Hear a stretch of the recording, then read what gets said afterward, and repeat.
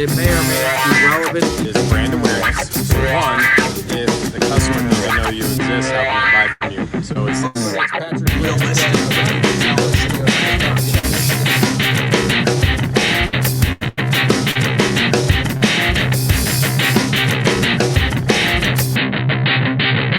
Hello, everybody. Welcome to Marketing Mondays number 91. Hey, everybody. Today, good Patric? to see you.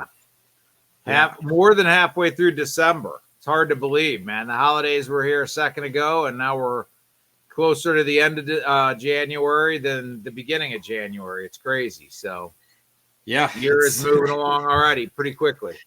Yeah, I was talking to somebody else, like Christmas is just around the corner, so get ready for that. Exactly. Well, we hope everybody is staying warm. I think at least it's not as cold as it was last week here for me specifically. So I'm sure it's kind of all over the place. I saw that you went skiing this weekend, so I'm sure you got to enjoy some time outside. So it's that wintry time of year. Of it. When it's snowing, you got to do something that's snow related. You can't just huddle up inside and do nothing. So yeah, well, like I was telling you the other day, I've had plenty of shoveling time outside, so that's always been fun. That's exercise. That's exercise. Yeah.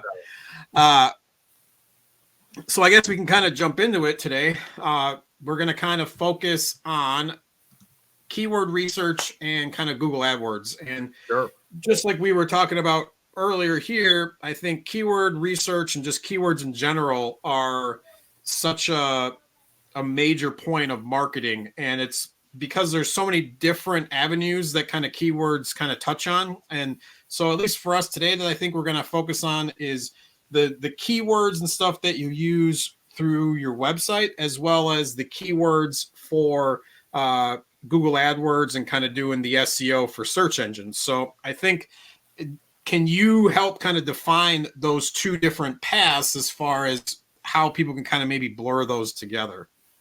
Well, I mean, I think keyword research, whether you're using it for Google AdWords, whether you're using it for website SEO, anything like that, I think it all is the same. Essentially, what you're doing is you're doing research on, what people are actually typing into Google, what the common keywords associated with your topic is that people are actually typing into Google. If you don't do keyword research, you could optimize your website, and you can optimize your Google AdWords to be directed at the completely wrong target. So keyword research gives you some idea. Now, there's a free tool called Google Keyword Planner that if you have a Google account or you're running Google AdWords, it's free to you. I thought maybe we could sort of touch on that. There's a lot of keyword research type things, but I wanted to maybe just touch on a basic one that's free and available to everybody that they can look at and just sort of get some basic ideas with regard to keyword research. So if we want to, let me go ahead and share my screen, and I'm going to go ahead and I got to flip over. Can you still see me okay? Yep. Okay, so this is Google Ads Keyword Planner, but this can be also used to to essentially figure out what keywords you want to use on your website too, because it tells you what people are searching.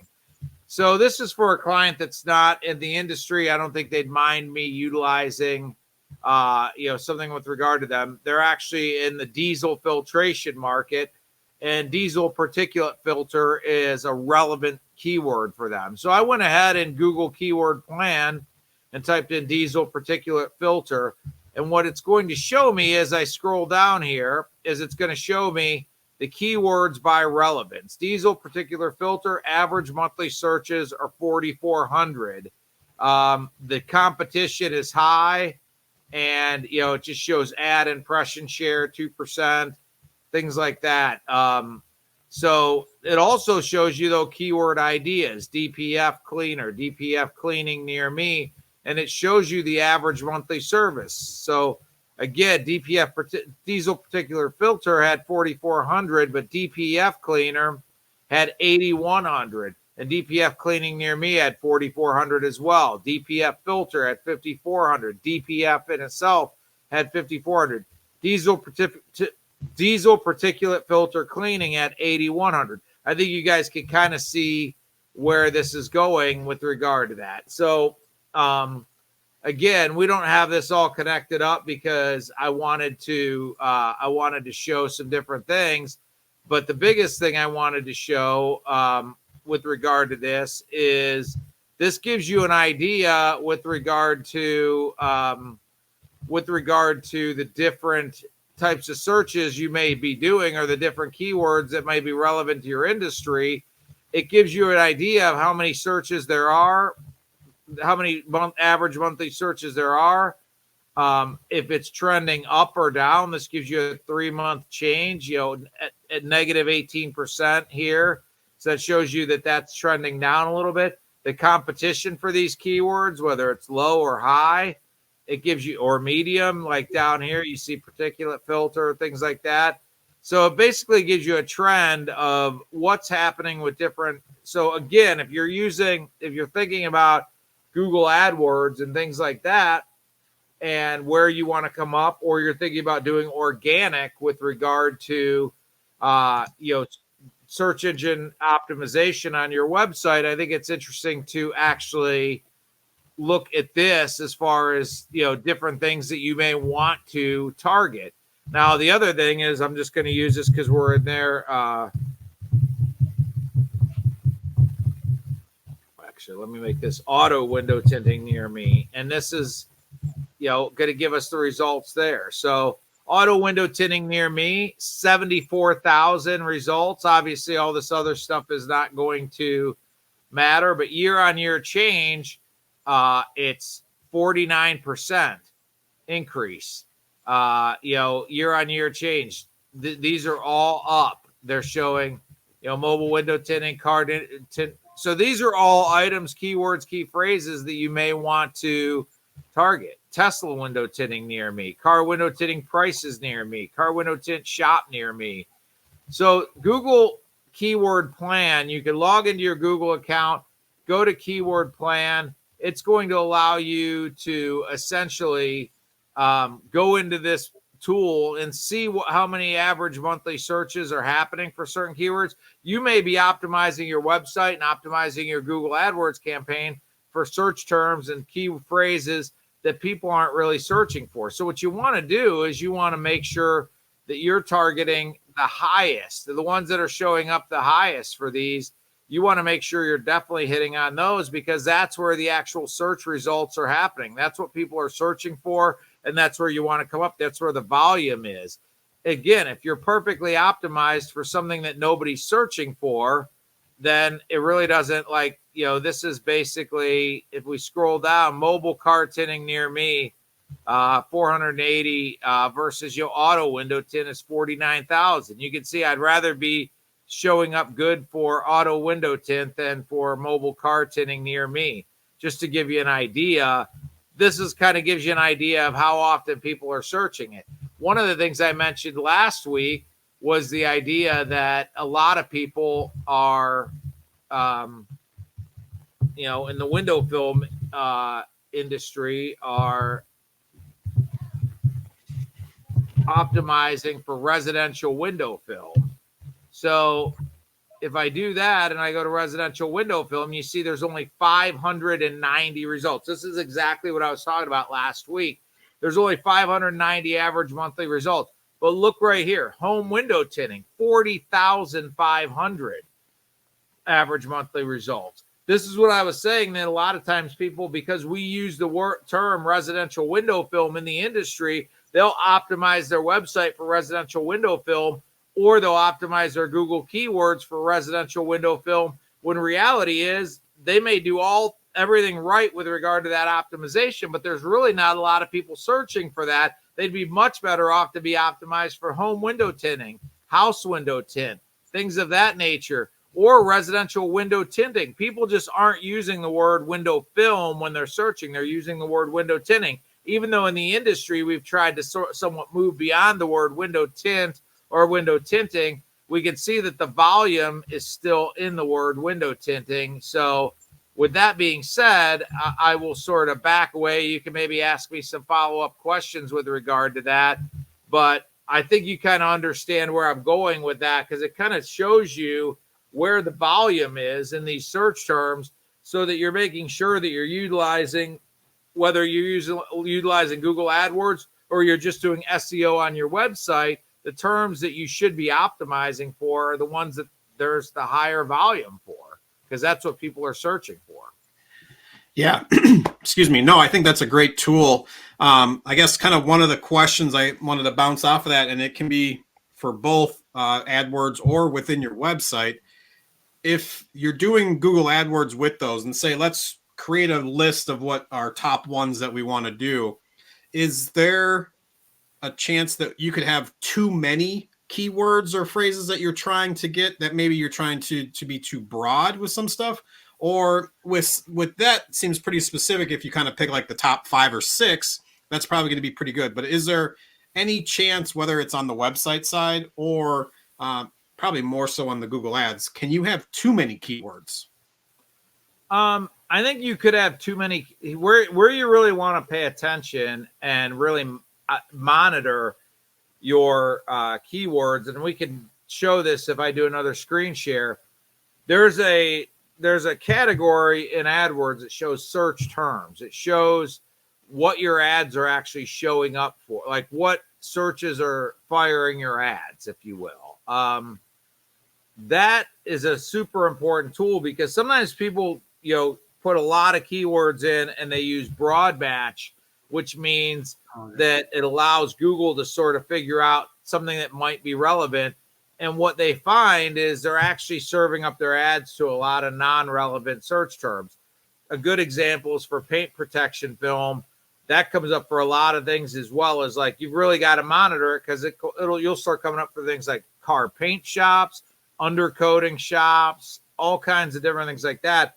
So either if you're going to use broad match, you have to add those things as negative keywords to make sure your ads are not going to fire for those keywords, or you need to potentially consider using some of the other keyword types like phrase match or exact match to say, okay, if I can literally type it in, I can put it, it puts quotations around it. And that means your ads are only going to show up when something is typed in exactly like the phrase is exactly like what you've put in there. So it's not going to allow Google the ability to guess about other things. So now you're going to get in front of fewer people that way, but you know that the people you're showing your ads to are exactly the right people, because it's matching the actual phrases that you've put in there. So again, there's a balance there. It depends on what you're trying to do. You always want to be looking in that search terms category to see what your ads are firing for. So if there needs to be some housekeeping done in there, that you could do it. Because,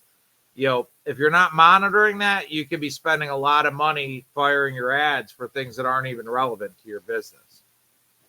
I don't know if I answered your question there, what you were looking for. No, I think you did. Especially, I think that was one of the first things I learned from you when we kind of dove into Google AdWords was and it's something you can probably show in a little bit, was, like you said, the broad, like, kind of, you can scope down as far as the matching the words and how they're coming up. Because when you were mentioning kind of things that might come up, whether in window tinting, kind of like eyebrow tinting, or it's somebody you could end up in cosmetics, where it's somebody who just wants to get like the top layer on their window film. And so it's understanding that these keywords are going to bring up these kind of searches, and then how can you break those down to be much more specific, which to me, I was like, oh, this obviously it's kind of like another can of worms of, like, I didn't realize you could be that specific and can kind of niche down specifically, but obviously that's a lot of work. But I think putting that work in to find the correct, and that's something we've kind of hit on for a while, you need to find the right customers that are looking for you, versus just kind of like throwing it at the wall and kind of seeing, maybe I'll get 2 or 3 people, when it's like, no, if I can focus on 10, 12 people that I know are going to be customers, then this is what I probably should be using. Yeah, I think that, there's a lot of things when we're setting up something like, we'll use window tint as an example. Let's say you put the search term in window tinting, which would be a very reasonable search, but you put it as broad match. But then people are looking for window tinting tools. People are looking for window tinting schools. People are looking for do-it-yourself window tinting or things like that. Because you typed in window tinting as a keyword and maybe you did it as broad match, you're going to show up for do-it-yourself window tinting installation, training, window tinting tools, window tint rolls. So these are all searches. Somebody's searching to buy a roll of window tint. They're not searching to get their cars tinted. They're searching to learn how to tint windows, not to get their car tinted. They're searching for tools related to window tinting, not to get their car tinted.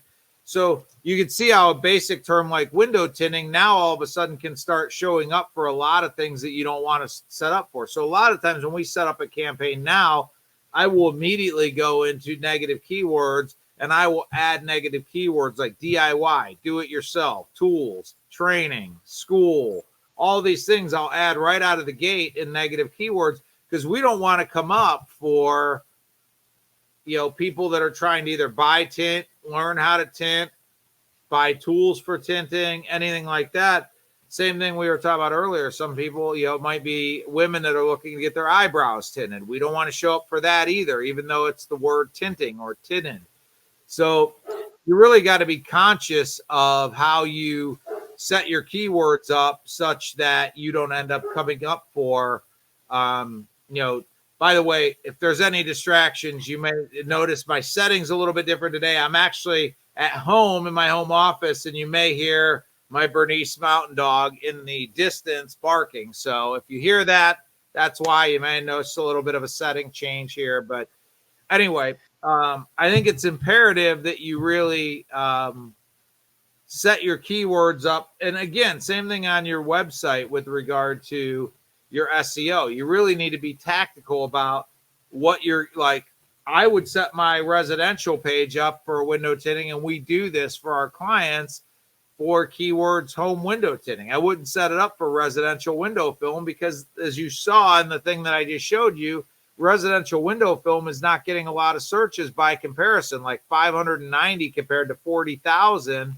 So you might really do a good job doing search engine optimization on your residential page for residential window film and find out that you're perfectly optimized for a search term that's getting, next to no traffic compared to the other things. So anyway, that's kind of, I think when you start talking about keyword research and how you set this up, it's equally relevant to Google AdWords and SEO on your website. Yeah, and doing the research for this, I kind of came across, and feel free to jump in on any of these, that there's a lot of different kinds of keywords. And I think when I went through this, it was much more along the purchase process for the customer. So to me, seems like something, if you have like different landing pages and you have certain things that are kind of pointed to a particular page or a process in your sales process. So that I got listed here, the 4 kinds of keywords. There's informational, which are like tips, solutions, insights to different things. So when somebody's like, I'm thinking about window tint, but they don't really know if it's what they want. And you kind of have keywords that are out there that kind of hopefully pull people in, make them interested about something that you are offering. The next one is navigational. So it's kind of, you're searching for a specific brand or a product. It's kind of like that next step. Now that you want a pair of shoes, but you want to figure out, I need to find the right basketball shoe. It's more of, you're going into like that next phase. The third one was transactional. So they're looking for more insight, looking for deeper information on this particular thing. They're close to a purchase, but they want to make sure that they're putting in the research and kind of making sure that they're doing their own due diligence. And then the last one is commercial. So essentially it would be your pricing, subscriptions, like ready to buy. So it's kind of understanding how you're using those keywords and when and where you're putting them. Yeah. Is there any insights into those that can benefit people when somebody comes into this that doesn't really know what to do? Sure. I mean, if you think about what you just said, like the first one you said was informational, correct? Yes. So that would be a perfect set of keywords that you would potentially want to use on things like blogs on your website, where you're trying to share information like, 5 reasons to consider home window tinting or something like that. Those are the type of keywords you're trying to share information with people. So those are those type of keywords.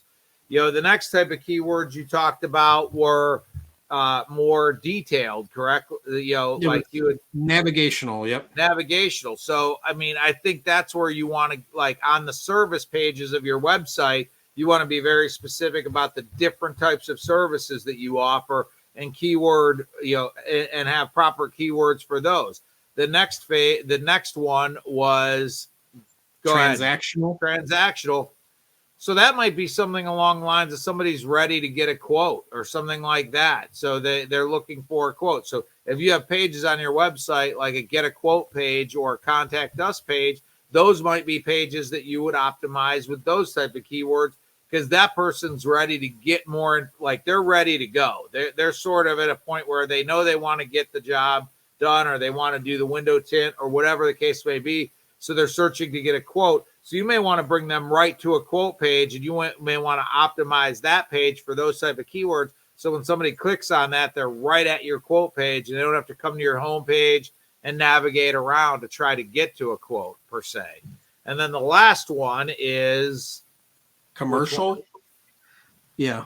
So essentially the pricing, subscriptions, and then like a click to buy button or something. Yeah, and again, that would be more, I would think that's more for somebody that is like an e-commerce type of website where you're actually selling things online and you have a shopping cart and things like that.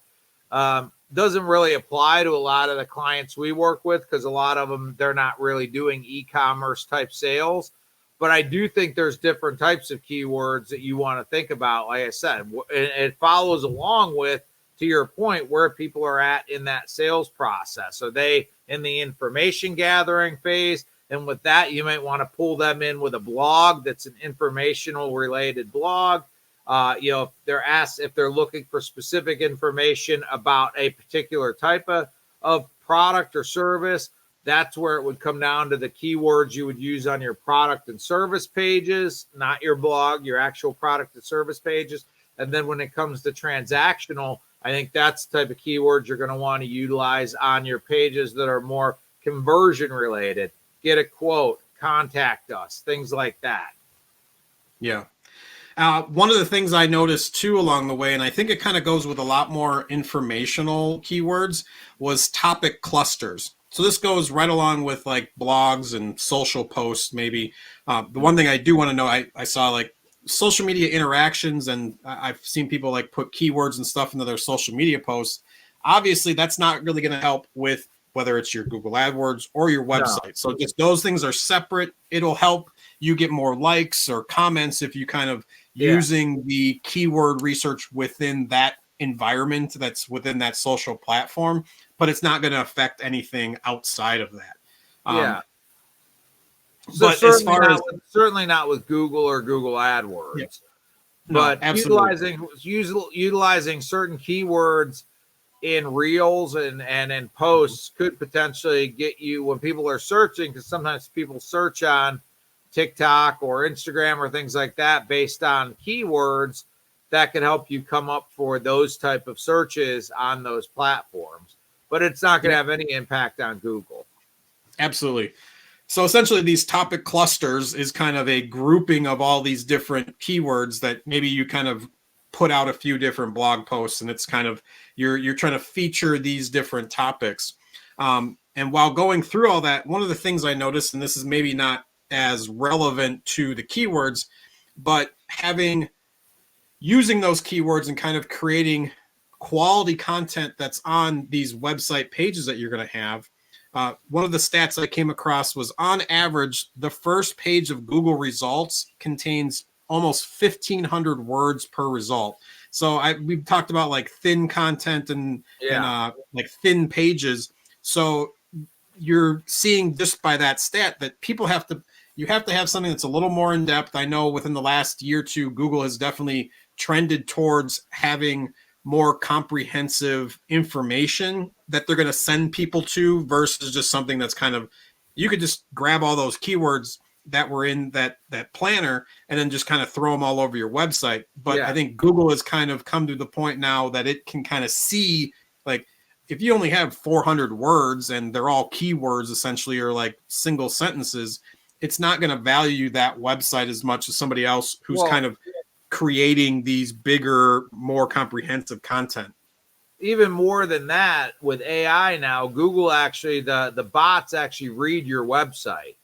So if you're just keyword stuffing and the keywords don't really make sense, or it's not cohesive, the content, it's not going to bode well for your search engine optimization results, because Google has the ability to tell whether something even reads well. Like if it reads like it should, if you have grammatical errors, if all those different spelling errors, all those different things play into how Google rates the quality of the content. So you don't just want to have scattershot content on your site that has keywords in it, because Google is going to read that as not being good content. And it's not, and you know, even though that you may have the words in there, it's still not going to rate it as good content. So you want to have plenty of words. You don't want it to be thin content, as we've discussed, but you also don't want it to not make sense. It should feel cohesive. It should feel like somebody could read it. It all makes sense. And ideally, obviously, yes, mixing in those keywords, but only in a way that actually reads well and makes sense, not in a way that seems like it's intentionally jammed in there where it doesn't belong just to get a keyword in there. So, you know, again, I love the stat you just mentioned that a lot of the average first page results have 1,500 words. We've talked about the minimum you should have on a page would be 300. You know, less than that, it's definitely going to be considered thin content. But obviously, that shows that the more content you can have, actually, the better it's going to, you know, relate to search engine optimization. So. And relevant content too. It's, you don't just want to fill it with fluff. It's you want to make sure that you're explaining questions, kind of breaking things down. Because that's the other thing too I was thinking of. And we can bring up the Google AdWords at some point. But when I was looking at those keywords, like, it's no different than what I was talking about last week with Answer the Public, where you can kind of create, whether it's a simple key phrase or keyword, and create a paragraph of content around that, of just like trying to explain or give different examples to kind of walk through. So hopefully if somebody has that question or is looking for that keyword, you have this nice kind of broken down paragraph that's within your website that kind of explains everything that hopefully that person is looking for. Well, the other thing about the clusters I want to mention too, and I know like we're getting close to the time, so we could even do some of the stuff next week's episode if we need to, but I want to make sure we touch on the items that are right there in front of us. One of the things you could do on your website is interconnect related content. So if you write a blog and with regard to the blog, you are talking about let's just continue to use the topic of window film. Let's say you're talking about security window film or decorative window film, interlinking that content back to your decorative window film page on your website, your security window film page, or other blogs that talk about security window film or decorative window film, so that there's interlinking between those pages such that it shows there should be what's called pillar content on your website. So maybe your decorative window film page is your pillar content, and then all the blogs and other things you do that reference decorative window film are interlinked back to that pillar content. That's going to help SEO because it's going to see that all these things are interrelated, and it's going to help the SEO with regard to that. You had mentioned the clusters and how, you know, they're interrelated, and I just wanted to mention that part of that is making sure that like Google understands how all these pages on your website interconnect and interrelate as well. So again, you know, your service pages, the primary services that you offer would be considered pillar content. Then if you're creating blogs and things like that, you're going to want to link back to that pillar content on your website where it's, you know, where it's relatable. Like if you're talking about decorative window film in a blog, you're going to want to link back to your decorative window film page. And you can do that a variety of ways. You can even just hot link the word decorative window film in the blog and add a link back to the decorative window film page such that there's a connection there. It doesn't have to feel clumsy and awkward and not well done. All it can be is just a link on the word decorative window film that links back to your actual pillar content on decorative window film. So again, there's a lot to get into here. It's like an onion. The more layers you pull back, the more layers there are. It's not simple like, hey, here's what you need to know, because again, as you pull back one layer, there's a couple other layers to dig into from there. And it's something that obviously it's ever changing and evolving. I was just going to say too, like I mentioned earlier when we were talking before the show, is you're going to come across a lot of stuff that you might not know. For me, it was like these acronyms. You're ex-military. I'm sure that you have brain full of different acronyms, but the SERP, and I was like, whether it's a SERP or whatever it might be, I've heard that term or seen it plenty of times, which is search engine results page, which essentially is where all of these keywords and what people are looking at. So if you do have questions about these things, obviously that's what this is for. And we're going to say it every week. And so even for somebody like me, who's been kind of in this environment for a while, there's still stuff that comes up that I don't understand. So don't think that like, just because you don't understand something or something doesn't make sense, that's like, oh, I'm just going to kind of breeze off and forget about this. Ask the questions, because that's the only way you're going to know. And yeah, you could either ask the questions, you could even do a Google search for yourself, find out information. But a lot of times, like I said, and I will say one thing, we typically don't talk about marketing agencies. We definitely don't usually try to push our marketing agency. But if you're talking to somebody in a marketing agency and they're throwing a lot of acronyms and things like that at you and you don't understand, slow them down and ask them to explain what they're talking about. Any reputable marketing company should be happy to explain to you what they're talking about and what process they're talking about using, things like that. If you feel like they're just using a lot of big words or acronyms and things like that to confuse you so that you think, man, I don't understand any of this, I guess I just better use these guys because they clearly understand it.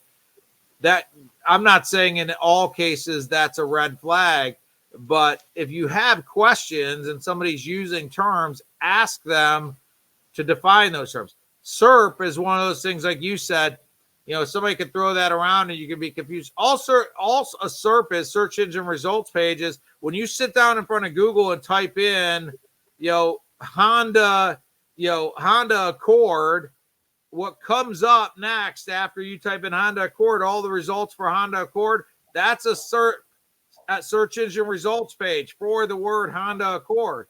It's not that technical, but if you talk to somebody and they're throwing around a lot of acronyms, you could be like, man, I don't understand this stuff at all, and get confused. If you're dealing with somebody like that, ask them politely to explain that. And if they don't do that, or they continue to use these words, it should be potentially maybe a red flag. Because again, we want our clients to understand what we're doing, how we're doing it, what these things mean, because I think that shows them that what we're actually doing is providing value for them. So a lot of times, if you feel like somebody's just trying to talk above your head, it could be that they're just trying to play off the fact that you don't understand this stuff. I'm not saying that's the case or not, but again, ask the question, jump on Google, type it into Google, but don't allow yourself to be, taken advantage of because you don't understand this stuff. It's all the information is right there in front of you. We're happy to answer those questions for you if you have them. They're right there in front of you on Google if you take the time to search for them. But don't allow, not understanding this stuff to force you either to not do it or to just pay somebody to do it and not really understand what they're doing. You really need to, even if you're having somebody else do the work for you, you really need to understand what they're doing so you can understand whether they're doing a good job or not. And they should be happy to help you understand what they're doing. If they seem like they're not willing to help you understand what they're doing, again, that may be a red flag to be, paying attention to. No, absolutely. You took the words right out of my mouth. I think for us, obviously within our agency, we want to make sure that people are educated, like you said, and understand that what we're doing, yeah, it might be a little more expansive, but we want to make sure that people know, hey, this is ABC steps as far as the way that this goes. If something comes up, ask a question. So yeah, I completely agree with all of that. Yeah, too many people get taken advantage of because, you know, and we work with a lot of clients that come to us after they've worked with other people, and they tell us that, they tell us a little bit about the experience, and the reality is they really didn't understand what the other company was doing, and they got taken advantage of. So I would encourage you not to tell you need to work with us. There's a lot of great marketing companies out there, but make sure you're educated yourself, at least to a degree to where you understand what they're doing and have the ability to understand whether what they're doing is working for you or not. Don't just allow yourself, by getting confused and things like that, to just throw your hands up and just trust another company to run with the ball, because you could end up finding out that that company might not be doing justice, and you're not aware of it. And again, I'm not saying, there's a lot of great companies out there, and there's a lot of companies out there that would be happy to walk you through the process. If you're asking somebody to walk you through the process and they're pushing back and not willing to do that, that's not a good sign. And I'm not saying that to speak negatively about anybody in particular. I'm just telling you, most companies that are doing reputable work would be happy to explain to you what they're doing. Yeah, no, it's any business. I think that if you're trying to explain something to a customer about why you're buying this or why you're doing anything, that's just kind of common sense. So, well, we're pushing our time today. Yeah, but we've got some stuff about Google AdWords we want to talk about. We actually had a screen share today that we were going to use, but I didn't want to shortchange any of the conversation today by trying to move through these things too fast. So join us next week, because I think we're going to talk about Google AdWords and go through a screen share and really talk about some of the key things to look for, so that if you are running Google AdWords, maybe you could have some insight into some key things to take into account when you're doing those AdWords and things like that, to make sure they're working for you properly. And we're going to do a screen share, and I'll walk you through that. So again, I didn't want to shortcut today and some of this content that we were talking about just to get to that. I'd rather just wait till next week and dive into that. But please join us next week, and we're going to do a screen share about what to look for with regard to Google AdWords. Yeah, no, I think that's kind of the hope with this whole new format. We've kind of had this, at least through 2 weeks now, kind of start with the basics, kind of move along. Hopefully this kind of strings through with all of our episodes, that we kind of continue on towards next week with our conversations. So I hope everybody kind of got something out of this. We hope you understand keywords a little bit better than you did a half an hour ago. So I appreciate everybody that's watching. We've had people stay here the whole time, so that's great. But yeah, I think this was a really good start as far as what we've been talking about, and hopefully this will continue on. And please, again, thank you for the comments. Please ask questions if something comes up. If you want to be anonymous, let us know too, or send us a private message if it's something that you're like, I want to ask this, but I don't want to look stupid. There's other ways around that you can send it. I got my email address on the screen, so feel free to reach out about anything. We're here to help. Absolutely. Thank you guys for tuning in. Hopefully you guys are having an awesome January so far, and we look forward to seeing you next week. See you guys. Take care.